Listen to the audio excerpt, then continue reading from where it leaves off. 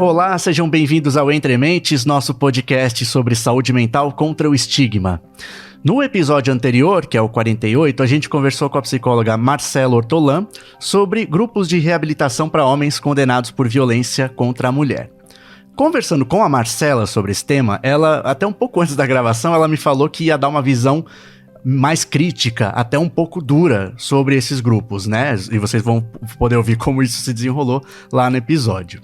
E pra gente equilibrar a fala dela, ela mesma falou, porque falou, olha, eu tenho até uma visão crítica, mas eu nem trabalho diretamente em grupos. Então eu acho que poderia ser uma boa, pra dar uma equilibrada, conversar com um colega meu, que ele sim trabalha com esses grupos e vai poder dar uma visão um pouco mais completa, né?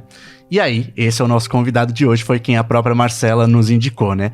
A gente vai conversar com o Sidney Priolo, que é psicólogo, mestre e doutor em psicologia pela UFSCar e professor do programa de pós-graduação de psicologia forense da Universidade Tuiuti do Paraná. Obrigado por falar com a gente, Sidney. Muito obrigado, Luiz, pelo convite, espero poder contribuir. Como eu te falei, Sidney, foi a própria Marcela, né, que indicou você. Então, algumas perguntas mais lá na frente vão até ser baseadas um pouco no que ela falou, para ver se você traz um contraponto ou concorda com ela, né? Uma espécie de debate em dois tempos, né? Mas nesse começo, ainda não. Eu queria aproveitar que você trabalha, né, de fato, com esses grupos, que eu acho que pode ser uma coisa muito distante, né, de quem ouve a gente, não é ninguém envolvido em um caso desses, nem como vítima, nem como homem agressor. Tentar dar uma imagem pra gente, né? Como é que são esses grupos? Pra pessoa ter um cenário na cabeça, né? Quantas pessoas são? Como que é essa salinha, mais ou menos? É só você com eles? Enfim, essa imagenzinha, né? Olha, Luiz, eu acho que uma das grandes dificuldades que nós temos é exatamente essa variabilidade de técnicas e estratégias que a psicologia, o judiciário, a assistência social têm aplicado.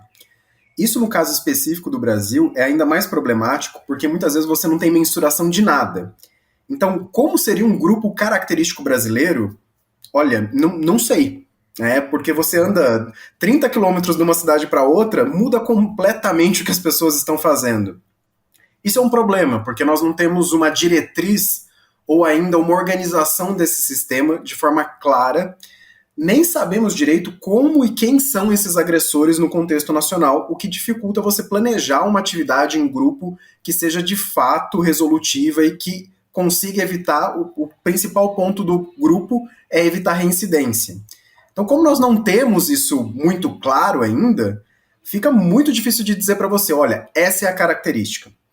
Quando nós olhamos para a literatura nacional, eu tive um aluno agora, o Thiago Canuto, que acabou de defender o mestrado dele, faz acho que 2 meses que o Thiago defendeu o mestrado, que nós fizemos uma revisão de literatura sistemática da literatura nacional sobre os agressores. Então, o que tem publicado no Brasil? Em relação a grupos, nós temos 2 tipos. Um tipo de terapia cognitivo-comportamental em grupo e nós temos grupos reflexivos. Mas isso são experiências muito pontuais. Então, é muito difícil dizer como é isso no Brasil.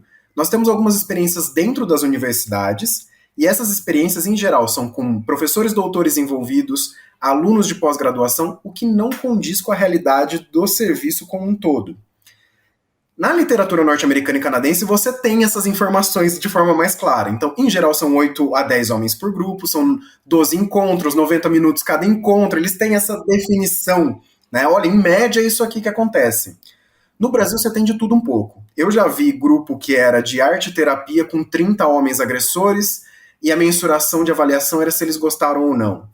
Eu já vi grupo com 6 homens, com um terapeuta treinado pelo CNJ e pelo CFP para fazer aquilo. Então, essa variedade que nós temos de estratégias, na verdade, é um complicador.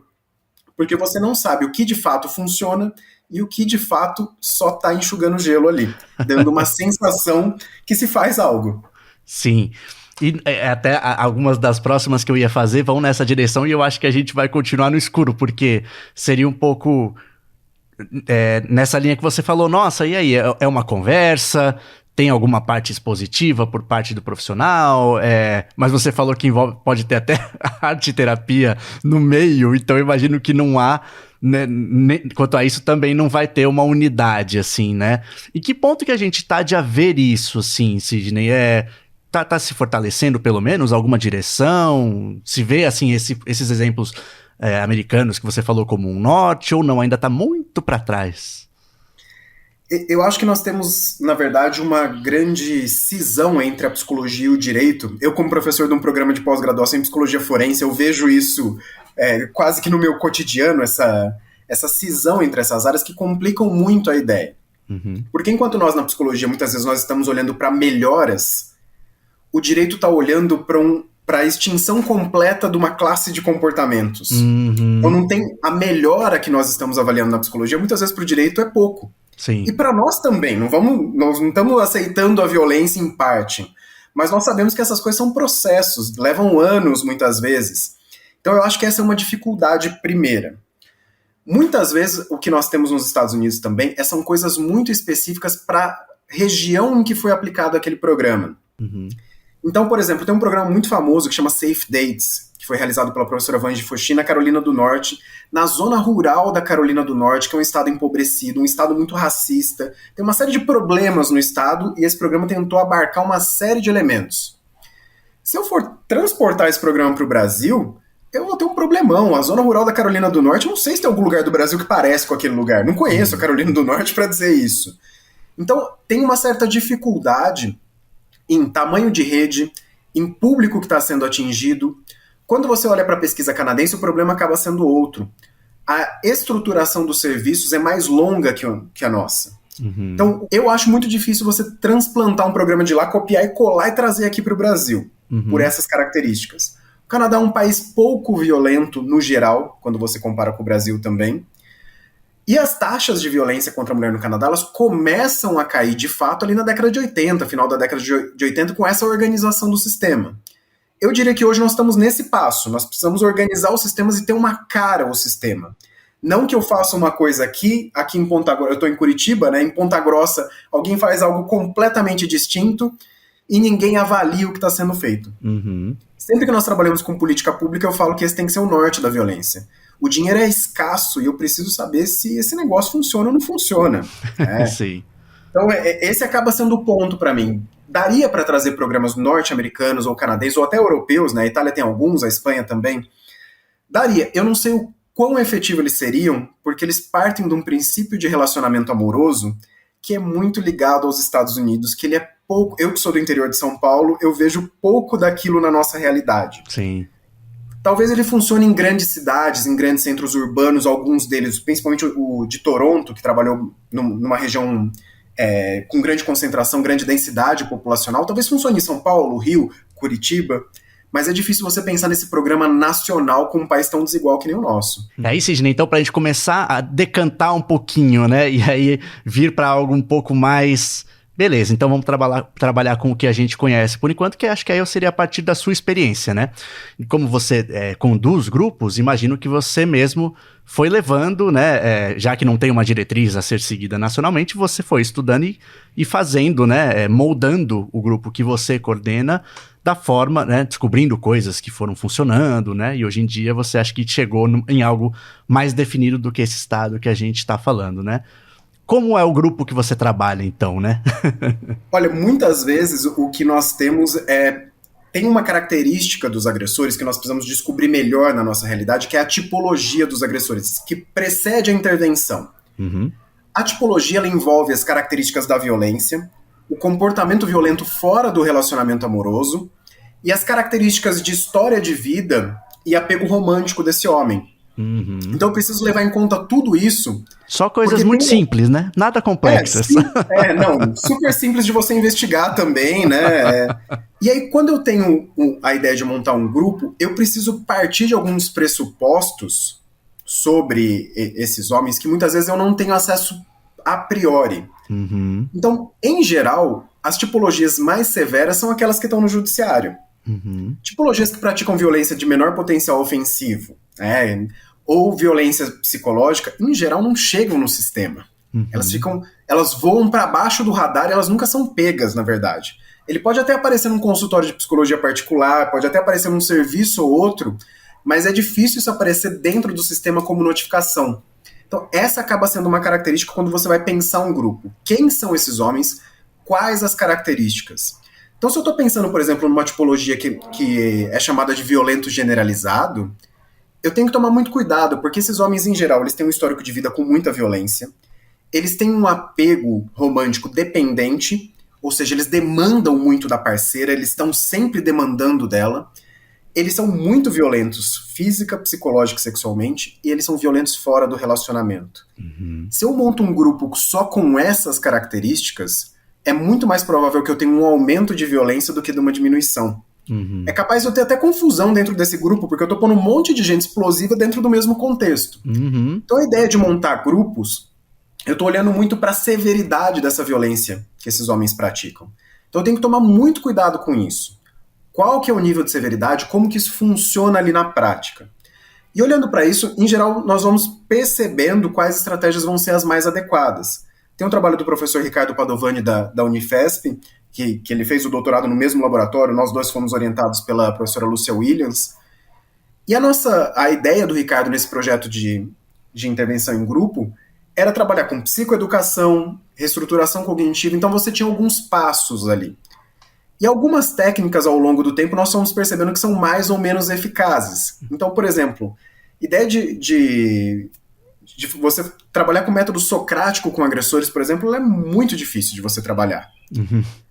Trabalhar com metacognição muitas vezes é mais fácil. O que parece, num primeiro momento, poxa, mas parece mais difícil trabalhar com metacognição do que com socrático. Né? Eu ia pedir só, você pode explicar rapidamente, Sidney, só um pouquinho sobre o que é cada um desses métodos? A ideia do método socrático é eu penso sobre o que eu estou sentindo ou o que eu estou fazendo e eu vou questionar as premissas que sustentam isso. Então, se eu penso, olha, minha mulher atrasou, então ela está fazendo algo. Quais evidências e o que eu estou sentindo me levam a pensar e sentir dessa maneira? Em geral, esses homens, eles têm o que nós chamamos de pensamentos quentes. Eles têm pensamentos que aumentam ainda mais a raiva.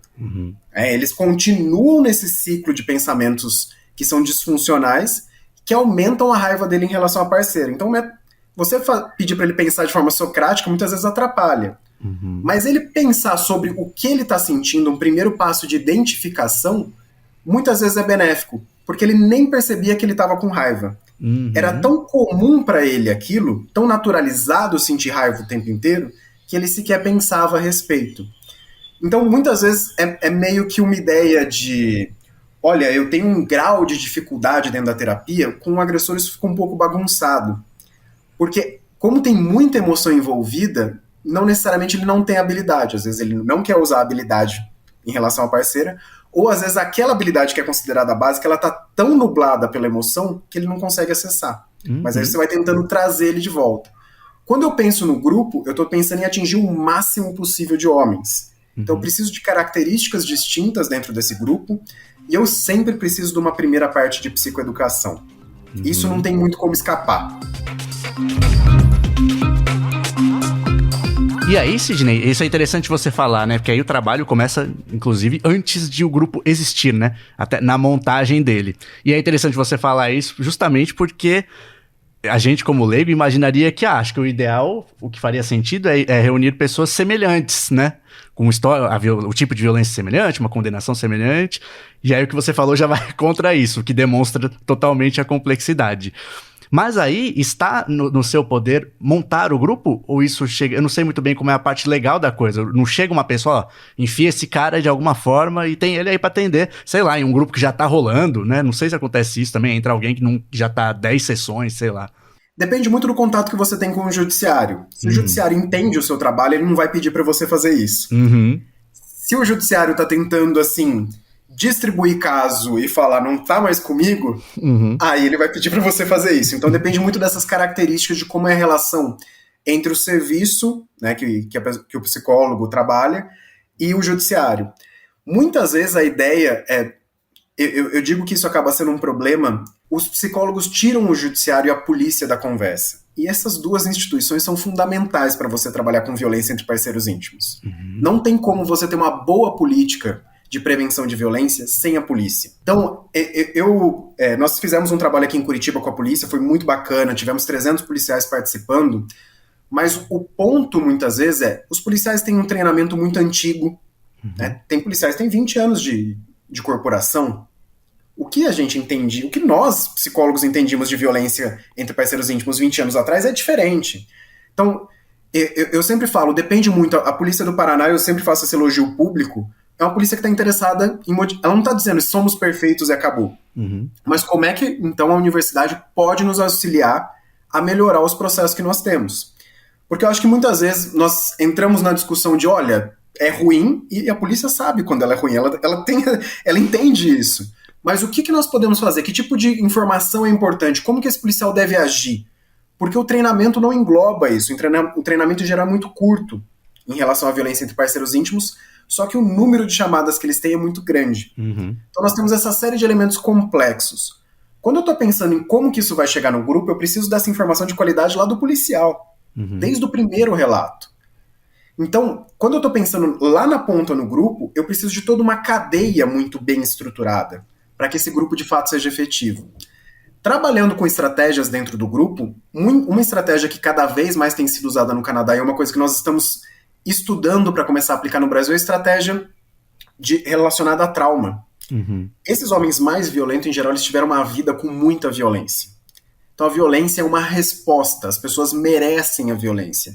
As pessoas devem ser punidas quando elas fizeram algo que eles consideram errado, porque essa foi a vivência daquele homem.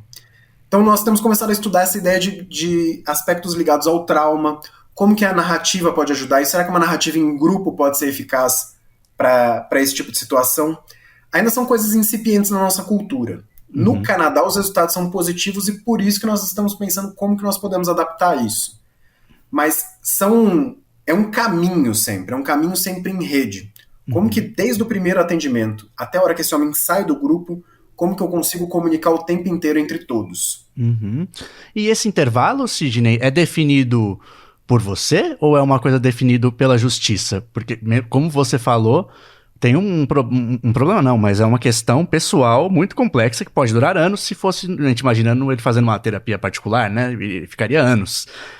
Nesse caso, ainda tem a questão que eu ia até te perguntar, né, que a pessoa não tá lá porque ela quer, né? Ela faz parte de uma pena que ela vai ter que cumprir, então já não tem nenhuma boa vontade necessariamente. E aí, como é que é? Como fica esse tempo? É você que define, agora esse cara já teve um progresso aí, pode ser liberado? Quando nós trabalhávamos lá em São Carlos, né, agora que eu estou aqui em Curitiba faz 4 anos, a nossa ideia era sempre de fazer acompanhamentos. Então nós íamos espaçando esses atendimentos quando chegava num momento de alta. Mas o que é interessante, teve um agressor que eu atendi que ele era muito espirituoso, ele foi uma demanda judicial e no primeiro contato, o que te traz aqui, né? Olha, eu tô lá no fórum, ele falou, né? Eu tô lá no fórum e o juiz falou pra mim, você quer ir pra cadeia ou quer ir pra terapia? E aí eu respondi pra ele, doutor, sempre quis fazer terapia. Então, essa é uma história que eu sempre conto, né? Quem fez aula comigo já ouviu essa história em algum momento. Porque quando você coloca a opção pro indivíduo, você quer continuar respondendo um processo ou você quer tentar melhorar? Em geral, eles querem melhorar. Eles acham que vai ser fácil, que vai ser breve, vai conversar 2 vezes com o psicólogo e acabou. Uhum. Então, não vai precisar se engajar muito, vai só cumprir mesmo. Imagina, eu vou lá, troco uma ideia com esse psicólogo e acabou, né? Vou embora pra minha casa e tá resolvido. Quando eles começam a entender como funciona de fato, aí que você começa a ver um engajamento maior. Mas no começo, em geral, você tem muita resistência. E por isso que essa abordagem inicial ela é tão importante. Como que você faz essa primeira entrevista, como que você conversa, o seu tom de voz, sua postura corporal. Então, por exemplo, tem um aspecto, tem muito profissional que gosta de fazer piada, gosta de ser irônico. Um agressor, num primeiro contato, você é irônico, ele vai achar que você está rindo dele, não do contexto. Então tem uma série de elementos que é importante você considerar quem vai fazer essa entrevista, como que nós vamos organizar, quem que vai avaliar, o que vai ser avaliado. Porque muitas vezes do judiciário vem, olha, um caso de violência. É essa informação que você tem. Então, quando eu estou pensando para onde, será que é melhor um atendimento individual ou um atendimento em grupo? O que seria?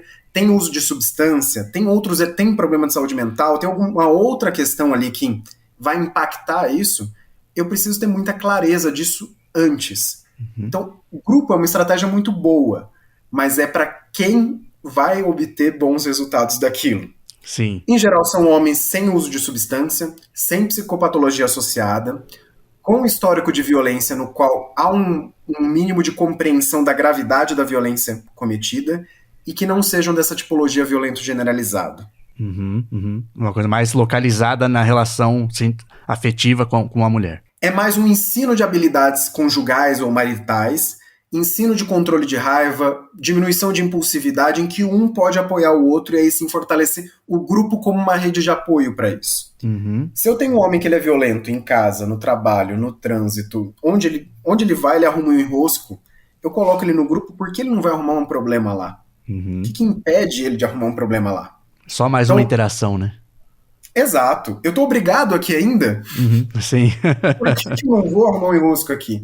Então, eu tenho sempre que tomar esses cuidados. Essa avaliação é muito importante. Grupo é uma estratégia maravilhosa para quem se encaixa bem no grupo. Sim. Aí tem uma pergunta, Sidney, que eu ia falar, ela é um pouco provocativa, mas também muito aberta, porque eu justamente queria que você fizesse esse balanço, né? Levando em conta justamente toda essa complexidade, ainda uma falta de regulamentação, pessoas que estão ali obrigadas, enfim, tudo que a gente já falou. Como que você diria que se situa o grupo entre as penas possíveis para esses casos, né? É uma coisa que deva ser... claro que sempre é melhor investimento, mas a Marcela colocou uma fala muito interessante que ela falou, gente, eu sou totalmente a favor de penas alternativas, contra o punitivismo, mas precisa funcionar também, né? Como se localizam os grupos nesse contexto, Sidney? É uma coisa que talvez deva ser para algumas pessoas só e outras não, ou não, tendo investimento, pode ser que seja benéfico para todas as pessoas condenadas nesse tipo de crime, né? Olha, eu sou um otimista em relação à violência. Então eu acho que, na verdade, o que nós não temos as ferramentas para fazer grupos efetivos ainda. Pensando do ponto de vista que a ideia de você intervir é para evitar a reincidência, né? Nós estamos falando aqui quando já aconteceu a violência, então eu quero evitar a reincidência desse comportamento violento.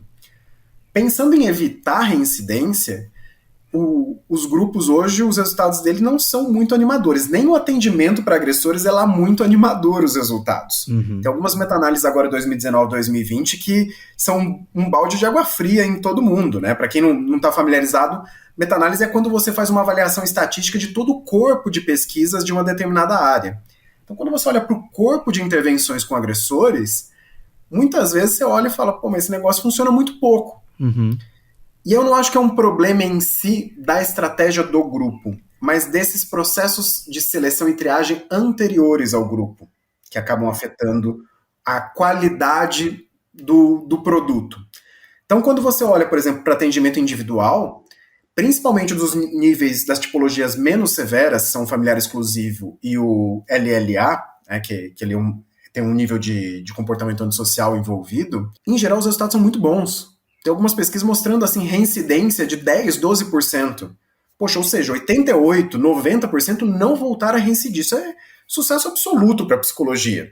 A psicologia tem uma dificuldade danada com um comportamento reincidente. Então, você conseguir tirar a terapia e ele não voltar a reincidir é sucesso. O problema do grupo é como os grupos que não são bem estruturados em relação à sua seleção, você vê que tem uma reincidência alta depois de um ano. Além disso, eu estou participando com um grupo da Universidade de Exeter agora, numa análise das intervenções sobre violência no namoro. Então, antes dessa violência estar tão consolidada, já na fase do namoro, e essa meta-análise que o professor Gerardo Melendez Torres está realizando, o que nós vimos o efeito das intervenções na adolescência é muito maior para os homens do que para as mulheres. Quando saiu isso, peraí, o que está acontecendo aqui, né? Por que será que esse corpo de pesquisa global? Porque, em geral, você não tem intervenção nenhuma para eles.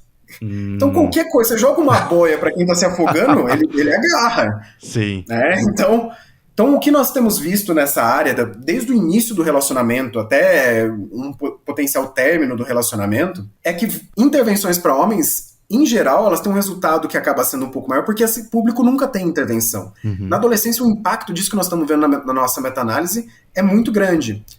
Então, eu acho que tem um caminho aqui a ser seguido de uma ideia de prevenção que ainda é pouco comum no nosso país. Então, Quando você olha para campanhas de prevenção de saúde, né, dengue, você olha para esse tipo de coisa, isso já está bem estabelecido, apesar não que as pessoas sigam, e é um problema que a análise do comportamento pode tentar ajudar a resolver. Sim. Mas há uma ideia de prevenção na nossa sociedade. Olha o tanto de brasileiro que quer tomar vacina. Prevenção não é um negócio absurdo para o brasileiro, mas prevenção da violência ainda é. Talvez porque nós, pesquisadores, não saibamos comunicar as ideias de forma correta. Talvez porque nós não conseguimos fazer um programa ainda que seja impactante para a sociedade, que olha o valor disso aqui. Então tem uma série de elementos ali que são importantes para isso. Eu acho que principalmente quando você olha se funciona ou não, o grupo ele desanima o pesquisador e desanima a sociedade. Sim. Depois de um ano, a taxa de reincidência é muito alta. Tem taxa de reincidência, assim, inverte, a taxa de reincidência de 80%, 85%. Quase todos que participaram no grupo voltam a praticar pelo menos um tipo de violência. Então, tem que se ter um certo cuidado com isso. Eu sou uma pessoa que é otimista e acha que, olha, nosso problema está no como fazer, nós precisamos descobrir como fazer isso. Dá para fazer, mas ainda não sabemos como. Sidney, um ponto que foi interessante que a gente comentou também, eu queria que você falasse, como é ser um homem também nesses grupos, né? Como eles te veem? Você sente alguma coisa assim, que seria diferente se fosse mulher? Eu comecei a trabalhar com esse público, eu era bem jovem. Eu tinha 22 anos quando eu comecei a trabalhar com essa temática. O Ricardo estava no doutorado, o Ricardo devia ter uns 27, 28 ali. Uma coisa benéfica, a única coisa benéfica de parecer mais velho foi essa. Eu que sempre pareci mais velho do que eu realmente era, isso é uma coisa benéfica. Eu sempre digo que o profissional, o psicólogo, o assistente social, quem for trabalhar com esse público, você tem que conhecer os seus limites também. Muitas vezes eu vejo pessoas com muito boa vontade, muito interesse, leem muito, ficou de frente para o agressor, tela azul, né? Você escuta até o Windows dela fazendo pam, né? Deu um problema ali, não tá rolando para ela. Uma, porque independente de quem seja, você precisa ser empático com a pessoa. E muitas vezes a pessoa tem um pré-julgamento que atrapalha completamente esse primeiro contato e já azedou ali. Ele fala, opa, vocês acham, vocês estão aqui para me ajudar ou vocês estão aqui para falar que eu tô errado? Eu volto lá pro judiciário, o judiciário já tá falando que eu tô errado. Tem alguns que até falam, não, vou tentar pagar a cesta básica, né? Porque aí ele resolve de uma maneira mais fácil, vamos colocar assim. Então eu tenho que tomar esse primeiro cuidado. E pensando em mim, a questão é que muitas vezes as perguntas que esses homens fazem, elas estão ligadas a mas você não é casado, mas não, eu sou casado. Né? Então, esse tipo de empatia que ele conecta imediatamente, e eu acho que muitas vezes as pessoas têm uma ideia de que, olha, o agressor não pode ficar irritado. Não é que ele não pode ficar irritado, não é que ele não pode sentir raiva, mas o que ele vai fazer com essa raiva é o que nos importa. Alguém dizer, olha, eu nunca fico irritado, ou você já transcendeu, né, e tá levitando lá no espaço sideral, ou você morreu, porque quem passa a vida sem ficar irritado? Né? Nenhum momento, nunca você tá irritado. Agora, isso se transforma num xingamento, numa violência psicológica, numa violência física, ou isso é uma coisa que você consegue lidar e consegue transformar isso em algo positivo dentro das suas relações? Esse acaba sendo o diferencial. Então, a ideia de não é um impeditivo uma mulher atender um agressor, mas ela precisa conseguir conectar nesses pontos com ele para desenvolver essa empatia, meio que dar o clique da empatia nele. E, Sidney, você comentou de alguns fatores que podem estar, né, dependendo da pessoa, né, ou uso de substâncias, ou alguma condição mesmo psiquiátrica, né, existe alguma dessas que tem com frequência, estão presentes nessas pessoas ou não? As pesquisas mostram que a prevalência de psicopatologia em agressores é a mesma da população em geral. Não tem diferença significativa. Há uma um pouquinho a mais, outra um pouquinho a menos, mas não tem uma diferença significativa entre o grupo de agressores e a população. Nem entre agressores e homens não agressores em psicopatologia. O que você tem é sintomatologia ansiosa muito presente, e aí tem uma tríade, né, ciúmes, ansiedade e insegurança, que está sempre muito, essa sim, mas ele apresenta muito mais comportamento ansioso com impacto na vida. E muitas vezes ele não é estável, esse comportamento ansioso. Então eu tenho quedas nesse comportamento ansioso, quebra aquele critério dos 3 meses. Ele passou 2 meses, ótimo. E aí? Não tem o diagnóstico. Exato. Não que você pode despender psiquiatra bom, como é ave rara, ninguém pode despender nunca de um psiquiatra bom. Mas se eu tô olhando para essas características dos agressores, em geral não tenho tanta diferença. Eu tenho essa diferença nessa tríade: ciúmes, ansiedade e insegurança. Quando eu olho para consumo de álcool, quando eu olho para o grupo violento generalizado, em geral eu tenho maior prevalência de consumo de álcool e consumo de substâncias. Uhum. O que parece ser bem complicado é quando tem uma psicopatologia que surge na adolescência, passa sem tratamento durante a vida e aos 45 anos de idade, aos 50 anos de idade, aos 38 anos, ele aparece num serviço. Uhum. Porque aí você tem uma condição de linha de base que está muito cronificada. Uhum. Então aí uma das grandes questões é: eu ataco primeiro essa condição de psicopatologia ou eu ataco a violência? Eu consigo fazer os... E assim ninguém tem resposta ainda. Mas infelizmente tem muitos casos assim que você observa no sistema público e privado. Uhum. Pessoas que passam uma vida sem diagnóstico, primeira consulta com o psicólogo ou com o psiquiatra, bateu o olho e falou: deixa eu dar uma olhada aqui, porque parece que encaixa, né? Sim. Então, quando você tem esses casos muito longos sem diagnóstico, ou casos de uso de substância muito longos sem qualquer intervenção, em geral eles são casos mais complicados também. E Sidney, a gente está já caminhando aqui para o final, né? As últimas perguntinhas. Achei muito interessante quando você deu um exemplo, assim, de, por exemplo, o cara fica irritado, mas ele nem sabe que ele está irritado, ou ele não sabe como dar um jeito naquilo que não seja pela forma violenta, né? Tem algum tipo de, assim, de linha que você consiga dizer pra gente: olha, o que acontece muito é alguém assim, ele não tem essa ferramenta e aí o trabalho é esse, pra gente ter uma ideia de como se dá na prática mesmo, sabe? Um trabalho terapêutico mesmo, né, nesses grupos. Em geral, nós começamos pela identificação dos próprios sentimentos. Então, o que você sentiu na hora? O que aconteceu naquele momento? Então, entender esses sentimentos, muitas vezes é alienígena para eles, é uma coisa muito fora. Então, em geral, nós começamos com essa... Vamos entender o que aconteceu na última vez que vocês brigaram. Eu quero entender a última briga, o que aconteceu entre vocês. E isso é uma coisa que eu escuto muito sempre que atendo agressor, é como você se sentiu naquele momento. E ele toma um susto, porque ninguém nunca perguntou isso na vida pra ele. Né? O que você estava sentindo? E alguns conseguem até identificar raiva, ódio, eu tava bravo.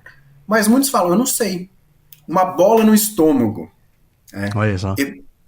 Quando você vai aplicar, por exemplo, uma técnica de time-out, né, que é retirar a pessoa, sair da situação aversiva para evitar a violência física, o primeiro sintoma de ansiedade que ele percebe ou de irritação, muitas vezes são coisas que nós, que não somos violentos, tivemos na vida uma vez numa situação muito extrema. Uhum. Eles começam percebendo tremor de mão e perna, taquicardia. Poxa, quantas vezes você ficou com raiva na sua vida que você tremia de raiva? Acho que no meu caso nunca, né? Imagina. Isso vira tão comum para ele que ele ultrapassou todas as barreiras de ansiedade e irritação sem sequer notar. Ele foi pulando ali sem perceber nenhuma delas. Ele percebe lá na ponta. Então essa identificação acaba sendo o primeiro passo. Ele conseguindo identificar bem, você conseguindo manejar essa violência física com o time-out, um segundo passo é tentar entender quais são as crenças disfuncionais dele. Uhum. Eu, a professora Raquel Brino da UFSCar e a Isa Ferrari, nós elaboramos uma escala baseada no trabalho prévio da Lúcia sobre crenças da violência. Nós usamos bastante aquela escala, mas você pode investigar com entrevista também como que ele pensa sobre a parceira, o que ele pensa. Isso vai te dar uma tipologia melhor, te dar uma clareza melhor qual que é a tipologia daquele homem. Isso vai te ajudar a programar o que vai ser mais eficaz. Por exemplo, quando eu tenho um familiar exclusivo, que em geral ele está fora do radar, mas ele procura o atendimento por conta, por influência da família, a parceira fala que vai embora, ele se movimenta. Em geral, esse homem tem muita violência psicológica e um apego inseguro romântico com essa parceira. Uhum. Então, ele é um pai legal, ele é amigo, é um cara gente boa, né? Vamos assistir Palmeiras e Atlético Mineiro com ele hoje. O problema é com a parceira. Uhum. Em geral, o foco dele, da insegurança dele, tá ali. Então, se eu tô trabalhando com esse, eu consigo trabalhar com muitas técnicas. Né? Consigo trabalhar com pensamento quente e frio, reestruturação cognitiva, pensamento socrático. Eu consigo, porque ele entende que há algo errado com ele. Uhum. Esse chega no psicólogo falando: olha, eu acho que eu tô louco, porque eu grito com a minha mulher. Ele chega falando: tá errado o que eu tô fazendo. Se ele é um violento generalizado, que veio por uma demanda judicial, olha a diferença entre um e outro. Demanda judicial, já passou pelo serviço, é a segunda, terceira notificação dele. A minha abordagem, o time-out, no começo, ele ajuda muito a engajar. Mas se eu for trabalhar com ele uma expressão de emoção, muitas vezes a única expressão que ele tem é raiva. A vida inteira ele sentiu raiva. Uhum. Então, como é que ele identifica uma coisa diferente disso? Então você vai trabalhando com essa expressão, com essa identificação. A grande crítica que nós temos na área é eliminar o modelo fit for all. Que é essa ideia de que uma intervenção que vai lidar com todo mundo. Na violência, isso é, em quase tudo isso não é válido, mas na violência, então, nem se fala. Sim. Então nós queremos acabar com isso, então eu preciso entender as necessidades dele, e se ele não consegue sequer perceber que ele tá o tempo inteiro irritado, eu preciso começar, eu vou na sessão fazendo, olha, só de coisa, como é que você tá se sentindo agora? Muito bem, agora vamos falar de coisa triste. Porque ele não consegue nem separar o que é triste, o que é raiva, o que é feliz, é tudo um bolo só. Os afetos, sentimentos, tudo é só a raiva, né? Viraram só a raiva. E até uma coisa alegre, ele lembra de uma coisa irritada porque ele acha que esse é o padrão que todo mundo se sente o tempo inteiro. Se eu tô trabalhando com um familiar exclusivo, que foi muito negligenciado na infância, por exemplo, ali tá a chave do porquê que ele tem um apego tão inseguro, né? Por que ele tem tanto medo dessa parceira achar um outro cara que vai ser melhor? Por que ele não tem valor? Então as explicações, muitas vezes, causais, elas estão nessa história. Né? E aí, se eu olho só pro comportamento violento, eu vou ficar falando pra ele que o que ele tá fazendo de fato é inadequado. Sim. Em geral, uma frase que eu sempre escuto dos agressores é: você é a primeira pessoa que me pergunta isso na vida. E são frases que todo psicólogo fala. Me conta um pouco da sua infância, sabe? Nada de muito espetacular, assim. Sim. E eles ficam chocados. Não, mas você é a primeira pessoa que pergunta isso pra mim. O que você lembra? Se ele já foi por um caminho, lembro muito pouco, meu amigo, pode cutucar que tem coelho nesse mato aí, né? Sim, e nada muito bom, né, provavelmente. Infelizmente não, vai ser pesado. Isso se torna até um desafio maior, né, para a formação desses grupos, porque se a saída é se livrar desse fit for all, precisa de profissionais muito capacitados, né, para conduzir, que tenham uma sensibilidade, um conhecimento técnico mesmo, né, para fazer tudo. Imagino quem é. Não dá para treinar um agente só de conduzir grupos, né, com esse público e ele vai sair com meia dúzia de técnicas e poder fazer isso a contento, né? Imagino que isso é um dificultador, pessoas para trabalhar nisso. Algumas cidades do Canadá criaram grupos de familiar exclusivo e assistentes sociais trabalham com esse grupo. Nem são psicólogos, são assistentes sociais muito bem treinados em técnica de entrevista e intervenção. Isso é uma coisa que eu sempre defendo também, essa ideia de que só o psicólogo sabe fazer também me incomoda bastante, né? Poxa, um assistente social que tem uma técnica de entrevista, tem uma habilidade natural, é muito empático, gente, ele voa essa ideia técnica na mão dele. Né? Melhor que muito psicólogo por aí. Eu não gosto muito dessas defesas de classe, eu gosto de defender competência. Tem assistente social maravilhoso aí, e muitas vezes a psicologia não, só nós que sabemos, dá a técnica pra ele, vamos ver se ele não faz. Um corporativismo, assim, que só prejudica, né? Exato, né? Só eu sei, mas qual que é a resposta? Não sei. Uai, então você não sabe, né? Como é que resolve? Sei lá eu, né? Só eu posso falar que não sei. Exato. Mas quando eu tenho um grupo de familiar exclusivo, em geral você tem uma combinação de assistente social e psicólogo nesses grupos. Então, no Canadá, que já tem uma estrutura um pouco mais elaborada, eles fazem esse mix de homens diferentes dentro do grupo, mas sempre trabalhando em dupla, porque muitas vezes você tem essas pessoas que chegam no sistema, em geral elas estão em situação de vulnerabilidade social também. Então eu preciso, não adianta eu falar, olha, você não pode se estressar durante o cotidiano. Eu sempre falo que é uma visão muito classe média da vida, que não se aplica ao mundo real, né? Não, você medite. O cara tá sem emprego há 9 meses, meu querido. Como é que ele vai meditar? Não, é ofensivo. Eu preciso de alguma forma, já que ele tá no sistema, eu preciso que o sistema dê alguma resposta para ele que consiga incluir e diminuir essas outras vulnerabilidades. Porque senão ele tá ali no grupo pensando, meu Deus, eu podia estar procurando emprego, eu podia estar fazendo Uber, eu podia estar fazendo um monte de outras coisas, e eu tô aqui 2 horas da minha semana perdendo tempo. Sim. Então, eu tenho que tomar muito cuidado como que eu vou organizar isso. Tem alguns lugares dos Estados Unidos que é exclusivo de psicólogo. Tá? O Texas, por exemplo, é exclusivo de psicólogo. Tem lugares nos Estados Unidos que ele tem uma certa maleabilidade e, em geral, eles aumentam os grupos. O estado de Nova York está tentando fazer isso, né? Tem um relatório deles bem interessante. Aumenta o tamanho dos grupos e envolvem mais pessoas. Então tem grupos ali de 15 e 3 são profissionais. Se apresentam, mas eles estão participando. Uhum. E aí eles estão fazendo, às vezes é um assistente social e 2 psicólogos, às vezes um psicólogo, um assistente social, uma pedagoga, e um pedagogo ou pedagoga, enfim. Você tem diferentes profissionais envolvidos, também porque muitas vezes para você aprender, você precisa estar junto de alguém que já faz. Sim, claro. Faz todo sentido. Senão morre o serviço junto com aquela pessoa aposentou, acabou, não faz mais porque só ela sabia fazer. Uhum. Então tem algumas ideias boas. O que eu acho que é o nosso principal problema, pensando em Brasil, é como que nós vamos avaliar isso? Que tipo de mensuração nós vamos fazer para avaliar se essas políticas públicas são boas ou não? Intervir é a solução, sem dúvida. Uhum. Como e com qual recurso e como que eu vou avaliar isso? Uhum. E ter uma medida de reincidência, né? Algumas vezes eu, conversando com profissionais do judiciário, não, onde eu trabalho é 0% de reincidência de violência contra a mulher. Poxa, mas não tem nenhum comportamento que é 0% de reincidência para todo mundo. Uhum. Né? Poxa, eu acho muito difícil você falar isso. Pode ser que ele então tá enganando o judiciário, ele ameaça a esposa de morte, aí ela não denuncia. Tem uma série de outros elementos ali. Sim. Que talvez ele aprendeu então a agredir sem gerar notificação do sistema. A Marcela falou essas duas coisas. Às vezes ele passa por lá, aprende tanto sobre o tema que ele passa a ser um agressor mais eficaz. E aí, às vezes, a reincidência também é um monitoramento por um período curto, e aí, se não aconteceu ali, deu 0, mas na verdade, posteriormente, pode ter acontecido e a gente não vai estar sabendo, né? Exato, e aí você cai num buraco ali que você não consegue sair, porque não chega mais a notificação, problema resolvido, o judiciário lavou as mãos, todo mundo contente, porque todo mundo fez um belo trabalho, e na verdade a violência continua acontecendo de forma muito contínua. E um problema que nós temos agora no Brasil é esse blackout de dados, né? Ninguém sabe de fato o que está acontecendo no país. Uhum. Então, o mapa da violência, que era um material maravilhoso para você entender a violência, porque ele combinava dados da Secretaria da Saúde, do DataSUS, dados do Fórum de Segurança Pública. Hoje nós temos só o Atlas do IPEA. Uhum. E o Atlas só trabalha com dados da Secretaria de Segurança Pública. Então, nós não sabemos exatamente como é que está isso. Provavelmente, isso é um dado que aconteceu no mundo, nós tivemos um aumento de violência contra a mulher durante a pandemia. Uhum. Mas nós não fazemos a menor ideia porque o governo não coleta dados. Sim. E não financia esse tipo de pesquisa.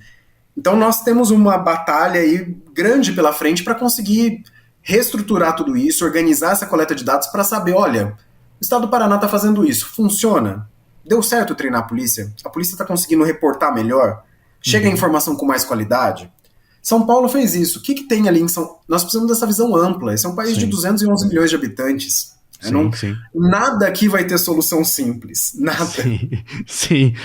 Nessa linha, Sidney, minha última pergunta, gostaria que você comentasse, foi um ponto que a gente trabalhou também no episódio anterior, que é a sensação de que uma pena alternativa como essa sempre é muito bem-vinda, mas parece que ela é um bunker numa sociedade que, assim, o cara veio, ou que seja pela história pessoal, ou seja pela cultura, né, da nossa sociedade, já vem de um lugar que promove esse tipo de comportamento, e aí ele vem lá para aquela ilha, que é o grupo onde ele vai ser perguntado sobre coisas que ele nunca foi perguntado antes, e depois ele vai voltar para aquele lugar totalmente inóspito, que valoriza, né, esse tipo de comportamento muitas vezes.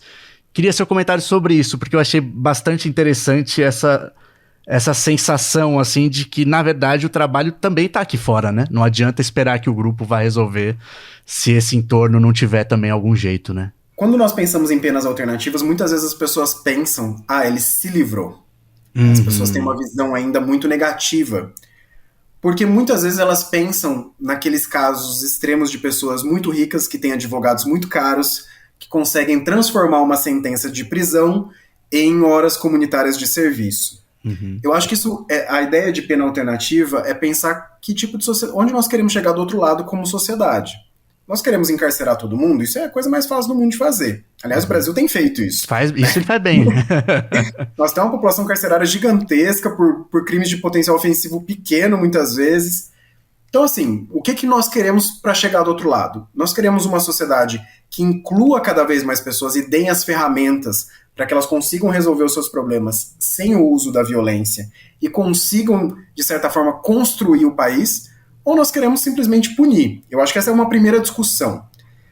A segunda discussão é que muitas vezes as pessoas pensam em penas alternativas como os americanos usam o termo slapping the wrist, né? Deu um tapinha na mão, assim, como se fosse, foi uma bronquinha, né? Foi uma coisinha que o judiciário fez. Então, alguns estados começaram a testar possibilidades. Poxa, será que isso aí, se nós fizermos um cadastro de agressores, funciona? Tinha uma proposta no Brasil nesse sentido. Não tem nenhuma evidência que um cadastro de agressores funciona e dificulta esse cara arrumar emprego ainda. Aumenta o estresse e aumenta a vulnerabilidade da família. Sim. Não, estigmatiza completamente também. Exato, e propuseram isso no Brasil falando da experiência, mas não leram o artigo, né? Eu sempre falo, um assessor do deputado leu o negócio lá, nossa, não funciona. Gostou da ideia, mas leu o artigo, chega na parte do resultado, né? Então, assim, aparentemente não é bom, principalmente porque quem entra no cadastro é quem não teve um advogado bom para evitar que entrasse. Sim. Ou seja, uma pessoa vulnerável, você põe mais uma vulnerabilidade nela. Então, o que nós temos que pensar como sociedade? A Lei Maria da Penha é um instrumento maravilhoso. A escrita da lei, a construção da lei é muito boa. Como é que nós vamos aplicar esse trem?